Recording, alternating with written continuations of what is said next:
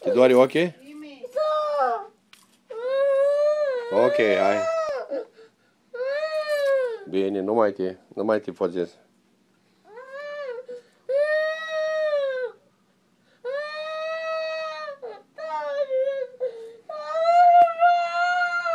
Ok.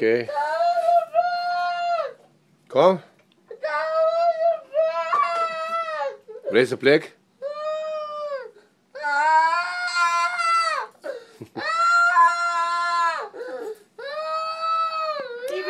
Timi. Da, uite, îți dai să bei.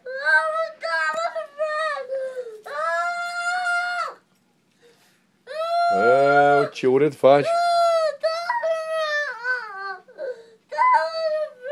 Am să arăt la copii. Am să arăt la copiii mei cum plângi tu.